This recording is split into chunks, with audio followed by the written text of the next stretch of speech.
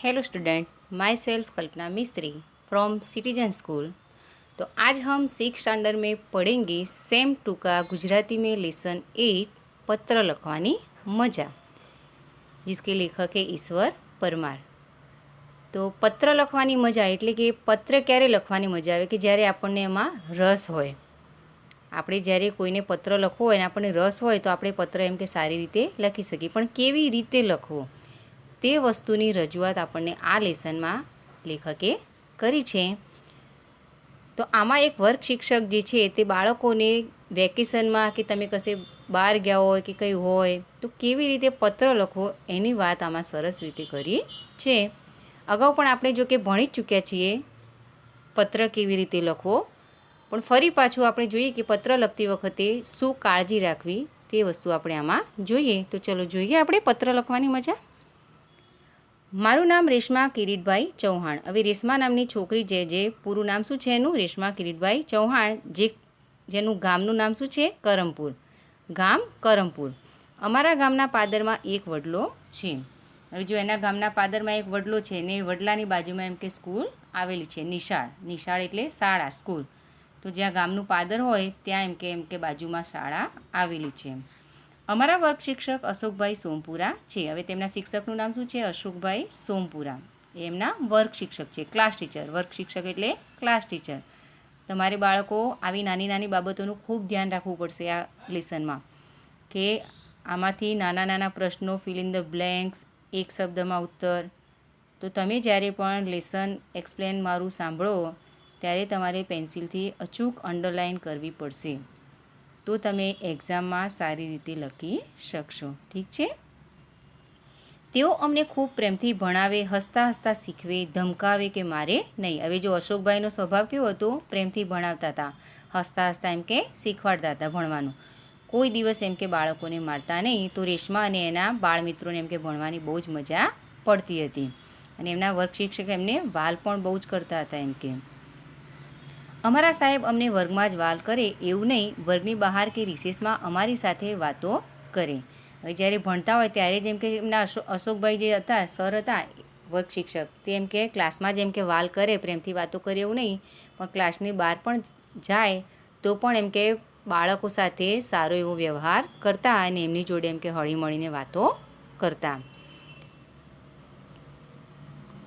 નિશાળની બહાર મળી જાય તો મજામાં એમ કહીને હાથ ઊંચો કરે। હવે જો નિશાળ એટલે એમ કે સ્કૂલની બહાર જ્યારે મળે સર કઈ બી જગ્યાએ તો પણ કેમ મજામાં એમ કરીને પણ તે બોલાવતા।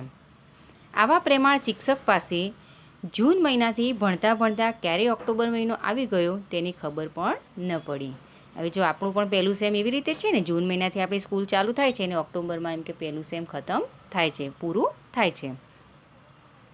તો એમ કે રેશમા એવું કહે છે કે એમ કે આવી રીતે જૂનથી ઓક્ટોબર મહિનો આવી ગયો તો એમ કે ભણતા ભણતા આવી રીતે હસતા હસતા અમે ભણ્યા તો એમ કે અમને ખબર એમ કે પડી નહીં, અને ક્યારે એમ કે વેકેશન પડી ગયું દિવાળીનું। વેકેશન જાહેર થયું, અમે બધા રાજી થતાં નિશાળેથી ઘર તરફ જતા હતા। ત્યાં પાછળથી આવતા અશોકભાઈ અમારી સાથે થઈ ગયા અને વડલાની છાયામાં અમારી વચ્ચે ઊભા। અશોકભાઈ કહે, બાલ દોસ્તો, વેકેશનમાં શું કરશો? હવે જો જેવું વેકેશન જાહેર થયું ને બધા છોકરાઓ એમ કે રેશમાને એમના દોસ્તો જે ક્લાસના હતા બધા તે બધા એમ કે ઘર તરફ જતા હતા, અને અચાનક જ એમ કે અશોકભાઈ પાછળથી આવે છે ને એ પણ એ લોકોની જોડે એમ કે ઊભા રહી જાય છે અને એમ કે પૂછે છે એમ બધા છોકરાઓને કે તમે જ્યારે વેકેશન પૂરું થાય ત્યારે પૂછો છો ને એકબીજાને એમ કે વેકેશનમાં શું કરશો? તો એમ કે અશોકભાઈ પણ બાળકોને એમ કે પૂછે છે। અમે કહ્યું નવા નવા કપડાં પહેરીશું, ફરવા જઈશું અને દિવાળીની મીઠાઈઓ ખાઈને મોજ કરીશું। તો જુઓ બાળકોએ શું કીધું? એમ કે અમે એમ કે નવા નવા કપડાં પહેરીશું, એમ કે મીઠાઈ આપણે એમ દિવાળીમાં આ બધું જ કરતા હોય છે ને, એટલે બાળકોએ એમના સરને એ બધું કીધું જે કરવાના હતા તે। યશ બોલ્યો, સાહેબ તમે તો અમને ભૂલી જશો પણ અમે તમને નહીં ભૂલીએ હો। હવે જો યશ નામનો છોકરો શું કહે છે? એમ કે વેકેશનમાં સર તમે અમને ભૂલી જશો પણ એમ કે અમે તમને એમ કે ભૂલીશું નહીં। અશોકભાઈ કહે, ના રે ના, તમને કંઈ ભૂલી જવાય, હું તમને બધાને પત્ર લખીશ। જો હવે પત્ર લખવાની વાત અહીંયાથી ચાલુ થાય છે। અત્યારે તો આપણા બધાના હાથમાં મોબાઈલ આવી ગયા છે, ઘરે ઘરે અત્યારે ઓનલાઈન ભણીએ છીએ તો બધા છોકરાઓના હાથમાં પણ અલગ મોબાઈલ આવી ગયા છે, પણ પહેલાંના જમાના એમ કે આવું હતું નહીં. લોકો પત્ર દ્વારા વ્યવહાર કરતા હતા. કોઈ પણ સમાચાર મોકલવા હોય સારા ખોટા પ્રસંગે તો એમ કે પત્ર લખવામાં આવતો હતો. આજના જમાનામાં પણ અમુક જગ્યાએ એવું છે, પત્ર વ્યવહાર ચાલુ જ છે. વસંત કહે, સાહેબ પત્ર કેવી રીતે લખાય, અમને શીખવાડશો ને? હવે જો આ વસંતને પ્રશ્ન કરે છે, એમ કે પત્ર લખતા આવડતું નથી બાળકોને, એટલે શિક્ષકને પ્રશ્ન કરે છે, એમ કે તમે અમને શીખવાડશો ને? અશોકભાઈ કહે, મારો પત્ર આવે તે વાંચજો, સમજાઈ જશે. હવે સરે શું કીધું, એમ કે હું તમને બધાને એમ કે પત્ર લખીશ, તમે વાંચશો એટલે તમને એમ કે ખબર પડી જશે કે પત્ર એમ કે કેવી રીતે લખાય. ખરેખર અશોકભાઈએ લખેલો પત્ર ગઈકાલે જ મને ટપાલીએ આપ્યો. હવે જુઓ, જે સરે એમને પત્ર લખ્યો હતો એ કોને મળ્યો, એમ કે અશોકભાઈનો લખેલો પત્ર તરત જ એમ કે મળ્યો બાળકોને. અમારા વર્ગના મોટાભાગના વિદ્યાર્થીઓએ પત્ર વાંચ્યો, વારંવાર વાંચ્યો. આ રહ્યો એ પત્ર. હવે સરે કીધું હતું ને એમને કે હું પત્ર લખું ત્યારે તમે જોજો અને વાંચજો, એટલે એમ કે તમને ખબર પડી જશે. એટલે બધા વિદ્યાર્થીઓએ એમ કે પત્ર વાંચ્યો અને બધા એમ કે વારે વારે વાંચ્યો એટલે ખબર પડે. તો જુઓ એમ કે આ રહ્યો પત્ર. હવે જુઓ પત્રમાં પહેલું શું લખવાનું હોય, આપણું એડ્રેસ હોય. આપણે પત્ર લખીએ કોઈને તો આપણું જમણી સાઈડે એડ્રેસ લખવાનું હોય. અશોકભાઈ બી સોમપુરા, B26 અંબિકા સોસાયટી. હવે જો અશોકભાઈ કઈ સોસાયટીમાં રહેતા હતા તે પણ તમારે ધ્યાન રાખવું પડશે. આ પણ એક્ઝામમાં તમારે પ્રશ્ન આવી શકે છે કે અશોકભાઈ કઈ સોસાયટીમાં રહેતા હતા. તો B26 અંબિકા સોસાયટી. મુ એટલે મુકામ, એમ કે જે ગામનું નામ છે જ્યાં રહે છે એને મુકામ કહેવાય. આ મુનો મિનિંગ શું થાય છે, મુકામ. વીરનગર, જીપ ડોટ્સ એટલે એમ કે જિલ્લો. જીનો મતલબ શું થાય છે, જિલ્લો વડોદરા. અને નીચે પછી તારીખ લખવાની, જે તારીખે આપણે પત્ર લખતા હોઈએ તે તારીખ એમ કે લખવાની. તારીખ 20/10/2013. આ 2013માં પત્ર એમ કે લખ્યો હતો.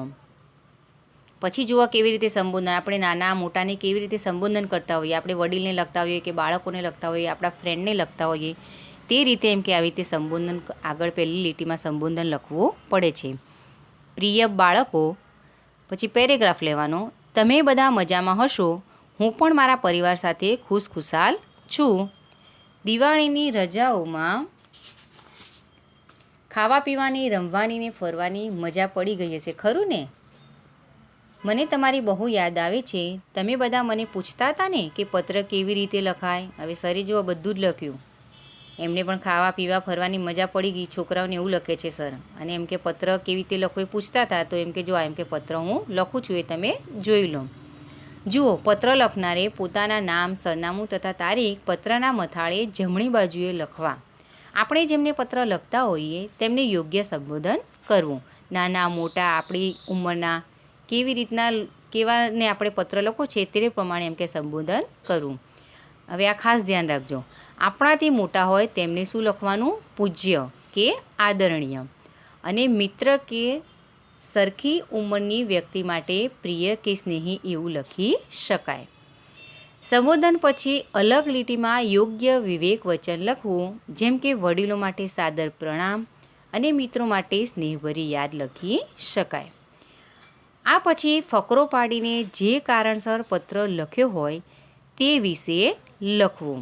હવે આટલું લખ્યા પછી આપણે શેના માટે પત્ર લખ્યું છે તે વસ્તુનો પેરેગ્રાફ અલગ પાડીને એમ કે લખવાનું. તો તમારે બાળ મિત્રો ખાસ ધ્યાન રાખવું પડે કે ક્યારે ક્યારે પેરેગ્રાફ પાડો અને કેવી રીતે લખવું. પત્રના અંતભાગમાં વિદાય વચન લખવાનું હોય છે, જેમ કે લિખિતન સ્નેહાધીન રેશમાના નમસ્કાર. હવે આમાં રેશમાનું ઉલ્લેખન કરવામાં આવ્યું છે એટલે શું લખ્યું છે, લિખિતન એમ કે સ્નેહાધીન રેશમાના નમસ્કાર. આમ અહીં પત્ર પૂરો થયો કહેવાય. તે પછી પરબીડિયા કે કવર પર પત્ર મેળવનારના પૂરા નામ, સરનામું, પિનકોડ નંબર સહિત લખવા જોઈએ. હવે જો નામ, સરનામું ને પિનકોડ લખો તો તમારો પત્ર એમ કે કોઈ જગ્યાએ એમ કે અટવાય નહીં. પિનકોડ પ્રમાણે તે રાજ્ય, જિલ્લો, ગામ હોય ત્યાં એમ કે પહોંચી જાય. તેની બીજી બાજુએ પત્ર લખનારના નામ, સરનામું હોય. હવે બીજી બાજુએ કેમ પત્ર લખનારનું નામ, સરનામું હોય કે કોઈ વાર પત્ર પેલાને પોસ્ટ માસ્ટરને એડ્રેસ ના મળે તો એ પત્ર પાછો જેણે લખ્યો હોય તેને પાછો જ એમ કે મળી જાય છે. તેથી એમ કે પત્ર લખનારનું સરનામું લખવામાં આવે છે બીજી બાજુ. બાલ દોસ્તો, પત્ર લેખનમાં બીજી પણ કેટલીક કાળજી રાખીએ તો આપણે લખેલ પત્ર બીજાને વાંચવાની મજા આવે. હવે કેવી કાળજી રાખવી તે જો બધી ટિપ્સ આપી છે, તમારે ખાસ ધ્યાન રાખવાની છે. વાંચો. લખાણના બધા જ અક્ષરો મરોડદાર, વ્યવસ્થિત અને યોગ્ય રીતે લખાયેલા હોય. બધા જ અક્ષરો અને શબ્દો આડી સીધી લીટીમાં લખેલા હોય. હવે જો અક્ષરો કેવા કાઢવાના? ગુજરાતીમાં એકદમ સરસ, વ્યવસ્થિત, મરોડદાર એમ કે લખવાના અને એમ કે આડી અને સીધી લીટીમાં એમ કે લખેલા હોવા જોઈએ. 2 અક્ષર વચ્ચે, 2 શબ્દ વચ્ચે તેમજ 2 લીટી વચ્ચે યોગ્ય અને એક સરખું અંતર રાખેલું હોય. હવે અક્ષર, શબ્દ એ બધા વચ્ચે કેટલું અંતર રાખવું તેનું પણ આપણને એમ કે ખ્યાલ હોવો જોઈએ. અક્ષરો ઘૂંટેલા, જાડા પાતળા ન હોય કે લખાણમાં છેકછાક ન હોય. પત્ર લખીએ તો એટલું ક્લીન હોવો જોઈએ, એટલું સરસ હોવું જોઈએ કે એમાં સામાન્ય વ્યક્તિને વાંચવો ગમે. જો ગૂંચવાડવાળું હોય તો એ પત્ર બધા ત્યાં જ મૂકી દે કે ચલ ભાઈ આમાં તો કંઈ મજા આવે એવું નથી, તો એ પત્ર ત્યાં જ મૂકી દે, કોઈ એમ કે વાંચે નહીં. તો અક્ષર એમ કે સરસ, લખાણ એમ છેકછાક વગરનું હોવું જોઈએ. અક્ષરોનો વળાંક એક સરખો જ હોય. વિરામ ચિહ્નોનો યોગ્ય ઉપયોગ થયો હોય. હવે જો જ્યાં અલ્પ વિરામ, જ્યાં પૂર્ણ વિરામ, જ્યાં ઇન્વર્ટેડ કોમા આવતો હોય ત્યાં ઇન્વર્ટેડ કોમા, આ બધી જ વસ્તુનું પત્રમાં એમ કે ધ્યાન રાખવું પડે છે. લેખનમાં ભાષાકીય ભૂલ ન હોય, એમ કે કોઈ ભૂલ હોવી જોઈએ નહીં જે લખ્યું હોય તેમાં. પત્રમાં પોતાના વિચારોને સ્પષ્ટ અને સરળ રીતે રજૂ કરેલા હોય. આપણા વિચારો એમ કે સ્પષ્ટ અને સરળ સાદી ભાષામાં એમ કે રજૂઆત કરેલા હોવા જોઈએ. મારો આ પત્ર વાંચીને તમે પણ મને પત્ર લખજો. વેકેશનમાં તમે કઈ કઈ પ્રવૃત્તિઓ કરી તે વિશે તો ખાસ લખજો. જે વિદ્યાર્થીઓના પત્રો મને મળશે તે બધા જ પત્રો વેકેશન પછી હું નિશાળમાં લઈ આવીશ. હવે જો સરે આ બધી જ ટિપ્સ એમને સમજાવી કે પત્ર કેવી રીતે લખવો, અને એમને બાળકોને પણ કીધું કે તમે એમ કે દિવાળીમાં વેકેશનમાં કઈ કઈ પ્રવૃત્તિ કરી તેવો પત્ર એમ કે મને લખજો. એટલે એમ કરતાં એમ કે પત્ર લખતા આવડે ને બાળકોને, એમ કરીને જો અશોકભાઈ કેવા ઉત્સાહિત કરે છે બાળકોને કહે છે. અને પાછા એવું પણ કહે છે કે જે લોકો લખશે મને એ બધાના પત્ર એમ કે હું વેકેશનમાં પાછું ખુલશે વેકેશન એટલે એમ કે સ્કૂલમાં લઈ આવીશ. અત્યારે વિજ્ઞાન યુગમાં મોબાઈલ, કમ્પ્યુટર અને ઈમેલનો વપરાશ ખૂબ વધી ગયો છે, જેથી પત્રો ખૂબ ઓછા લખાય છે. આપણે આગળ જોયું ને, મેં કીધું ને કેમ કે અત્યારે મોબાઈલ આવી ગયા છે, કોમ્પ્યુટર આવી ગયું છે, ઈમેલ થઈ ગયું છે, એટલે પત્રો એમ કે ખૂબ ઓછા લખાય છે. છતાંય ખુલ્લા મને મોકળાશથી પત્ર લખવાની અને આવા પત્રો વાંચવાની મજા તો કંઈ ઓર જ હોય છે. હવે સરનું કેવું છે કે જો મોબાઈલમાં તો આપણે ફટ લઈને કંઈને મૂકી દઈએ, પણ એક પત્ર વસ્તુ એવી છે કે જે આપણી જોડે પ્રૂફ રહે છે. આપણને ઘણીવાર એ પત્ર જો પાછા કાઢીને બેસીએ તો આપણને વાંચવાની કેવી મજા આવે, એક યાદગીરી રહે છે આપણી જોડે. જ્યારે મોબાઈલમાં તો આપણે સ્ટોરેજ થઈ જાય તો ઘણીવાર બધું કાઢી નાખતા હોય છે, પણ જો પત્ર લખ્યો હોય તો એમ કે આપણી જોડે એમ કે રહે છે, છેક સુધી એમ કે આપણને એક યાદગીરી રહે છે. તમારા વડીલોને મારા વંદન કહેજો. હવે સરે જો એમના ઘરમાં જે વડીલો છે એમને વંદન કહેવાનું કીધું છે, પ્રણામ કહેવાનું. તમે સદાય આનંદમાં રહો તેવી શુભેચ્છા પાઠવું છું. એમ કે બધા તમે એમ કે આનંદમાં રહો, ખુશ રહો તેવી શુભેચ્છા સર એમને પાઠવે છે. અને જો છેલ્લે શું લખવાનું? આપણું નામ, લિખિતન અશોક સોમપુરાના આશીષ. તો છેલ્લે પત્ર લખવામાં આપણે આપણું નામ લખવાનું. Thank you.